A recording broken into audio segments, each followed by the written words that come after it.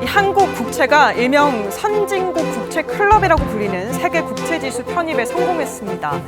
우선 일단 이 세계 국채지수가 어떤 것인지 알고 넘어가면 좋을 것 같은데요. 쉽게 말하자면 어떤 건가요? 예, 우리가 국채 지수라는 것은 그러니까 예를 들어서 지금 이제 우리가 포함된 것 같은 경우 런던 증권거래소가 관리하고 있는 러셀 지수와 관련돼 있다라고 좀 말씀드릴 수가 있겠습니다. 우리가 지수라는 것은 한 단체가 만들어서 거기에 따라서 세계 자금이 움직이고 있다라고 말씀드릴 수가 있겠죠. 우리가 이제 그 주식 시장을 예를 든다라면 주식 시장에도 다양한 지수가 있습니다. 우리나라만 하더라도 코스피 지수라든지 코스닥 지수라든지 이런 것도 하나의 지수다라고 말씀드릴 수 있겠죠. 전반적인 시장에 있어서 하나의 큰 바구니다라고 좀 말씀드릴 수가 있겠습니다. 그런데 이게 어떤 역할을 하느냐가 중요하다라고 말씀드릴 수가 있겠죠. 보통 우리가 투자를 할 때 어떤 기준점이 필요한데 주식이 됐던 채권이 됐던 이러한 바구니를 중점적으로 투자를 한다라고 말씀드릴 수가 있겠죠. 보통 우리가 펀드를 가입한다 하더라도 지수 대비해서 내가 수익률이 좋았냐, 수익률이 나빴냐를 평가하는 거 아니겠습니까? 물론 절대 수익을 추구하는 경우도 있긴 합니다만 대다수가 지수 대비해서 내가 돈을 벌었느냐, 못 벌었느냐라고 본다라는 거죠. 일단 국채 시장에 있어서 본다라면 이번에 우리나라가 들어간 WGBI 같은 경우 국채 시장 규모에 있어서 지수 면에 있어서 3대 지수 중에 하나이긴 합니다만 가장 규모가 큰 지수다라고 좀 말씀드릴 수가 있겠습니다. 채권 투자자 입장에서 본다라면 WGBI 대비해서 내가 수익률이 좋았느냐 나빴느냐를 따지기 때문에 거기에 따라서 움직이는 자금들이 상당수 있다라고 좀 말씀드릴 수 있겠습니다. 대략 글로벌리 3조 달러 정도가 WGBI에 따라서 그러니까 세계 국채 지수에 따라서 움직이는 자금이다라고 좀 말씀드릴 수가 있겠습니다. 여기에는 많은 나라들이 들어가 있습니다. 우리가 미국이라든지 캐나다, 이제 뭐 영국이 만들었으니까 당연히 영국과 독일 이런 나라들도 들어가고 있고요. 아시아에서 본다라면 일본과 호주, 싱가포르, 중국도 여기 들어가 있습니다. 우리가 이제 뒤늦게나마 이 자리에 들어가긴 했는데 굉장히 의미가 있다라고 말씀드릴 수가 있겠고 이 나라들에 있는 국채, 그러니까 미국과 영국과 일본과 중국과 한국의 국채를 모아서 하나의 지수를 만들고 이 지수에 따라서 글로벌 자금 약 3조 달러가 움직이고 있는데 우리나라가 거기에 들어갔다 이렇게 말씀드릴 수가 있겠습니다.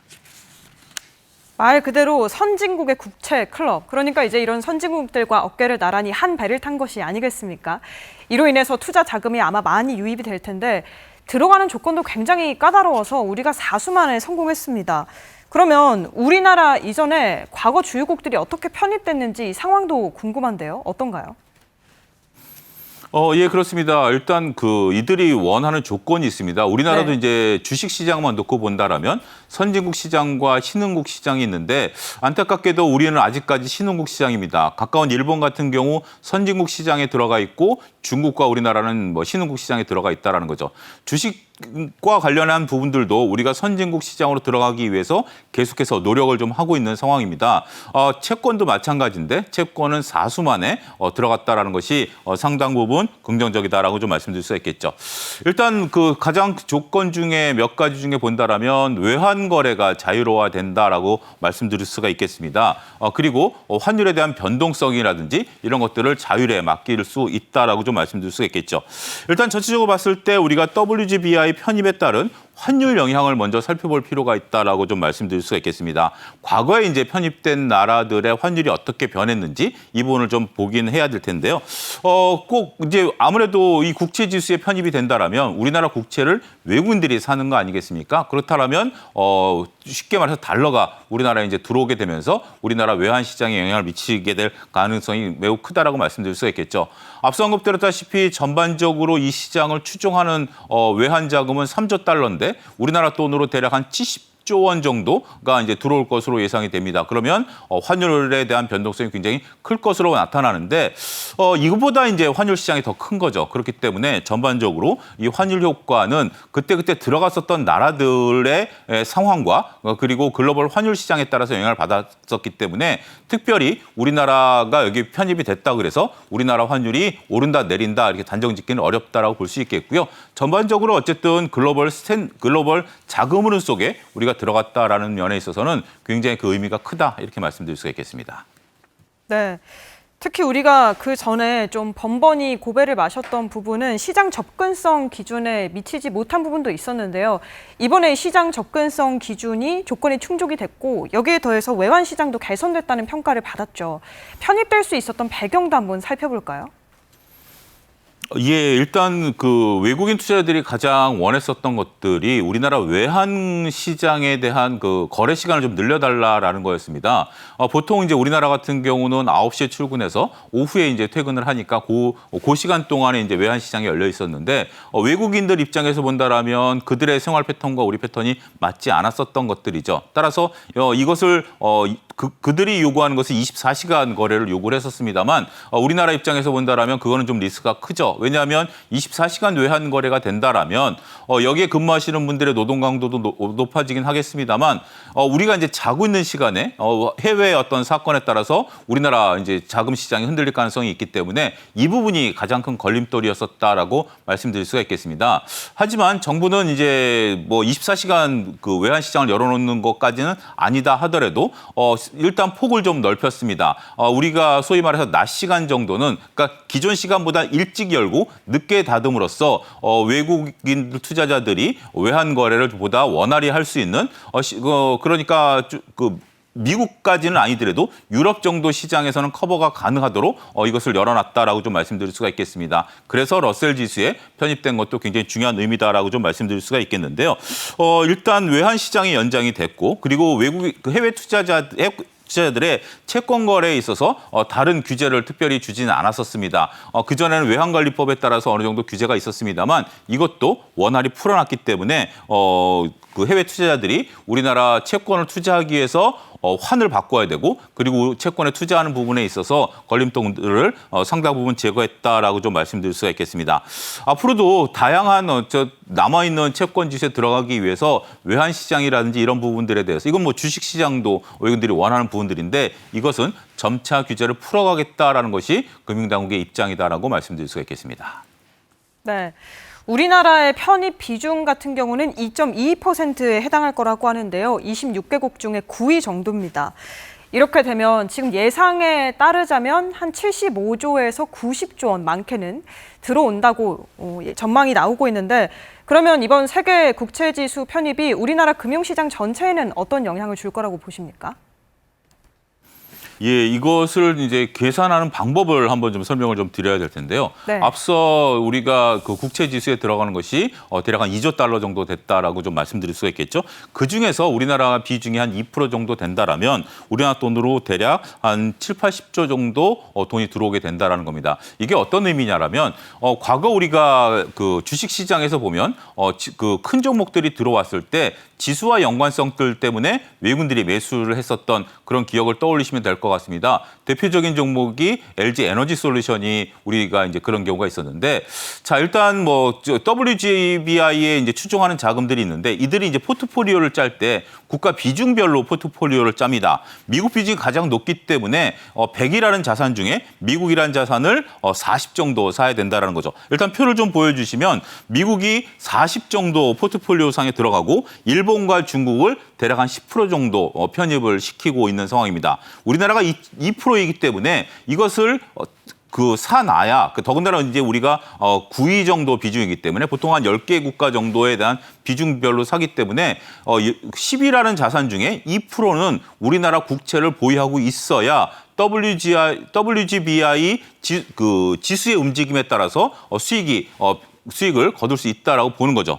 따라서 전체 2조 달러 중에 우리가 2% 들어가게 된다라면 우리나라 금액으로 대략 한 70조가 들어와야만 된다. 그러니까 어떻게 들어올 것이다라는 개념보다 좀 더 확장해서 들어와 줘야 된다라는 개념으로 확장을 시킬 필요가 있지 않을까라고 좀 말씀드릴 수가 있겠습니다.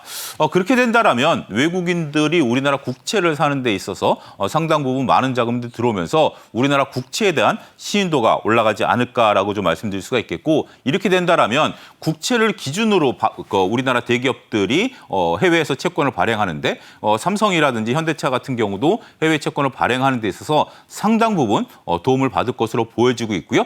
또 외국인들이 채권을 선호하게 된다라면 보다 낮은 금리로 채권 발행이 가능해집니다. 그렇다면 정부 부담이라든지 기업들의 부담이 상당 부분 낮아질 수 있다는 부분에 있어서는 매우 긍정적인 효과를 기대할 수 있다라고 말씀드릴 수가 있겠습니다. 네, 이번 지수 편입에 대해서도 대통령실이 밝힌 것처럼 이제야 우리 시장이 제대로 된 평가를 받고 제자리를 찾은 것 같은데요. 투자 자금이 이렇게 많이 들어오니까 금리를 안정시키는데 그리고 또 투자를 확대하는 것 자체에도 영향을 줄 수 있을 것 같습니다. 우리가 관심 있는 부분은 이런 거시적인 경제 효과 부분이잖아요. 어떻게 보십니까? 예, 그렇습니다. 일단 외국인 투자자들이 우리나라에 이제 투자를 확대시킨다라는 것은 매우 의미가 크다라고 말씀드릴 수가 있겠습니다. 우리가 이제 국채에 투자하는 자금이 주식 시장에 투자하는 자금보다 더 많기 때문에 일단 주식 시장에서는 외국인들이 이제 조금 들어오고 나가고에 따라서 우리나라 주식 시장의 변동성을 나타냅니다만 국채 같은 경우 상당 부분 이제 장기간 투자하고 더 많은 돈들이 들어오기 때문에 더 이게 이제 달러가 들어오는 거 아니겠습니까? 그런 부분에 있어서 우리나라 전반적인 외환 시장이라든지 이에 따라서도 금리라든지 이런 부분들이 상당 부분 안정을 찾을 수 있다라고 좀 말씀드릴 수가 있겠습니다. 앞서 언급한 것처럼 외국인들은 우리나라 국채를 대략 한 70조 정도 사야 됩니다. 그렇게 되는데 70조를 사게 된다라면 우리 입장에서 본다라면 금리를 낮춰서 발행해도 될 수 있다라는 것들이죠. 채권 가격과 금리는 반대의 개념을 여러분들이 이해하실 필요가 있다라고 말씀드릴 수 있겠습니다. 돈을 그러니까 만약에 50조 정도의 돈이 들어온다라면 그 50조라는 게 특정인의 자금이 아니라 여러 사람들의 경쟁 속에서 50조만 들어올 수 있는 겁니다. 그렇게 된다면 어떻게 돼야 되죠? 채권 가격은 올라가게 되고 그렇다면 금리는 떨어지게 된다는 겁니다. 자, 금리와 채권 가격은 반대다라는 개념으로 보게 된다면 전반적으로 우리나라 국채에 대한 외국인들의 선호도가 올라가면 우리나라 금리는 떨어질 수밖에 없다. 이 부분을 여러분들이 보시게 되고 그렇게 된다면 국채 시인도는 올라갑니다만 여러분들 표에 보시다시피 우리가 국채를 발행함으로써 내야 되는 이자가 대략 5천억에서 1조 정도 절감될 수 있다. 결국 국채에 대한 금리 인하 효과를 나타낼 수 있게 되고 이것은 우리나라의 재정 부담을 상당 부분 완화시켜줄 수 있다라고 좀 말씀드릴 수가 있겠습니다. 또 외환 시장에 있어서 상당히 많은 돈들이 들어오기 때문에 외환 시장의 수급도 안정화를 볼 수 있게 된다라고 말씀드릴 수가 있겠습니다. 글로벌 경기가 출렁거릴 때마다 우리가 가장 먼저 쳐다보는 게 외환 보유고라든지 외환 시장 아니겠습니까? 안타깝게도 우리나라는 IMF에 대한 트라우마가 있기 때문에 전반적으로 외환 보유고에 대한 부분들을 상당 부분 많이 관찰합니다. 물론 그 IMF 이후에 굉장히 많은 외환 보유고를 보유하고 있음에도 불구하고 이렇게 국채에 따라서 달러가 유입된다라는 것은 외환 시장 안정에도 긍정적으로 보여주고 외국인 투자자 입장에서도 본다라면 우리나라에 대한 불안감을 느끼지 않을 수 있는 부분들이기 때문에 투자에 대한 활성화도 도모할 수 있다라고 좀 말씀드릴 수 있겠습니다. 특히 이제 국채에 대해서는 앞서도 말씀드렸다시피 외국인들이 이제 중장기물에 대해서, 그러니까 채권 만기가 많이 남아 있는 것에 대해서 투자를 하기 때문에 채권 만기가 많다라면 채권에서 이제 듀레이션이라고 그럽니다. 지금 시점에서 예를 들어서 3년 만기에 대한 부분들, 2년 만기에 대한 부분들에 대한 수익률을 계산하는데 외국인들이 이것들을 계속해서 사주게 된다라면 수익률 곡선이 안정화를 찾게 되고 그렇게 된다라면 전반적으로 채권 시장과 외환 시장, 우리나라 자금 시장의 안정성을 더욱더 답보할 수 있다. 이렇게 말씀드릴 수가 있겠습니다. 소장님 말씀 들어보니까 결국에는 이렇게 우리가 투자 받게 되는 이 투자 자금이 유입돼서 이게 어떤 역할을 해서 우리의 금리 시장을 안정화시키고 이런 결과를 낳는 것 아니겠습니까? 그럼 이 중간 과정을 좀 풀어서 설명해 주시면 좋을 것 같아요. 예, 그렇습니다. 우리가 이제 외국인들이 우리나라 외환 시장을 열어달라라고 하는 것에 대해서 우리가 그걸 열어줌으로써까지 국채 시장에 들어가려고 했었던 이유는 바로 거기에 있다라고 말씀드릴 수 있겠습니다. 단순하게 우리나라가 이제 국채를 발행하는 것을 외국인들이 50조 정도 사준다, 그러니까 대략 한 7, 80조 정도를 사준다라고 본다라면 외국인 자금이 7, 80조가 우리나라에 들어온다라는 것이죠. 이것은 전반적으로 봤을 때 우리나라의 자금에 대한 상황들이 굉장히 긍정적이다라고 좀 말씀드릴 수 있겠죠. 또한 이러한 자금들이 단기간에 움직이는 주식시장과 다르게 안정적으로 우리나라에 머무르게 된다라면 우리나라 외환 보유고가 상대적으로 올라갈 수 있는 부분들이고 또 우리가 이제 국채를 발행하는 데 있어서 상대적으로 낮은 금리로 원활하게 국채를 발행함으로써 정부의 재정 부담이 그만큼 줄어들 수 있다라고 좀 말씀드릴 수가 있겠죠.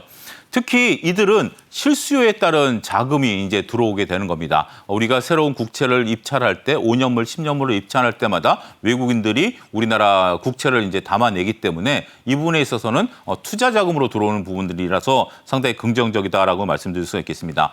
앞서도 언급드렸다시피 이거는 정부만의 문제는 아닙니다. 기업도 상당 부분 그 혜택을 그 과실을 나눌 수 있다라는 거죠.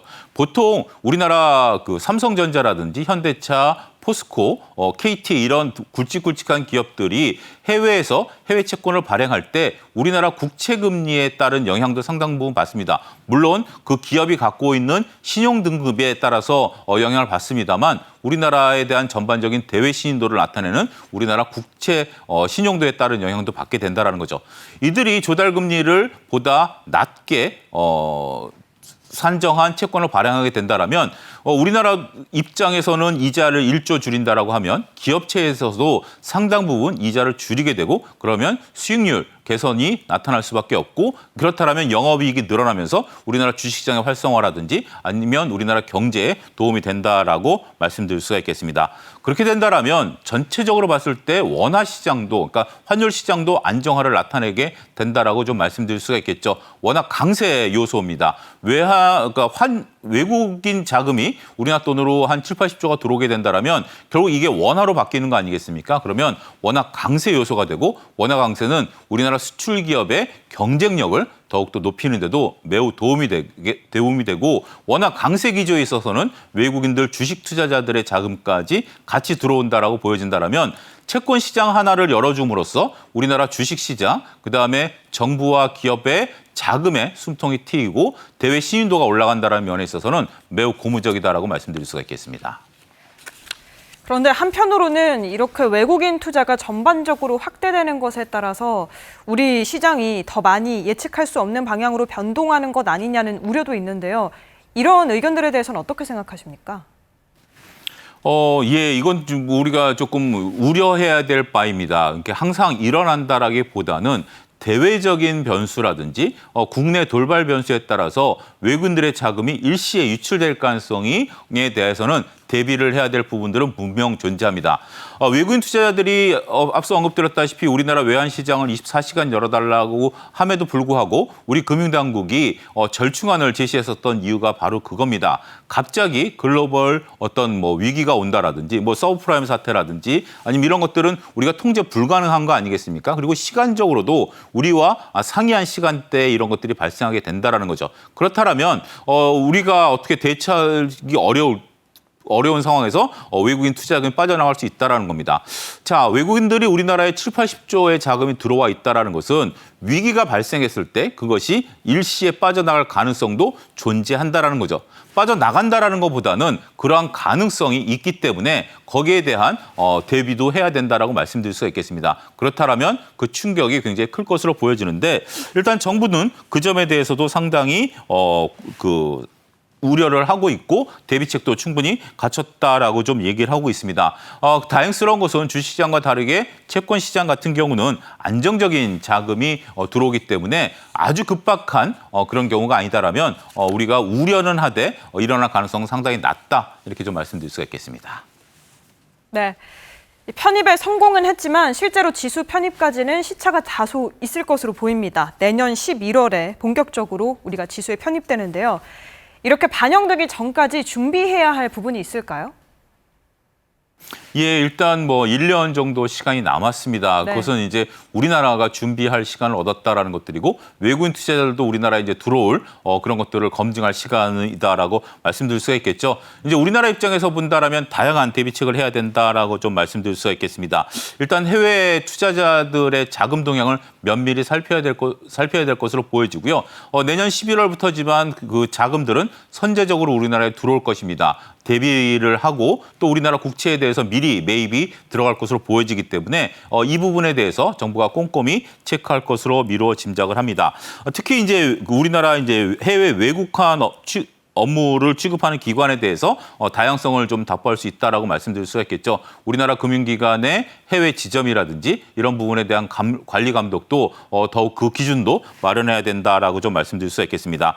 특히 이제 우리가 이제 WGBI 이제 들어갔기 때문에 이들과 끊임없는 소통을 통해서 우리 지수에 들어가는 그런 상황들이 원활히 이루어질 수 있도록 금융당국의 책무가 무겁다라고 좀 말씀드릴 수가 있겠고요. 또 앞서 언급드렸다시피 외국인 비중이 늘어날 만큼 거기에 대한 리스크에 대한 관리 대책까지 잘 마련해야 되지 않을까 말씀드릴 수가 있겠습니다.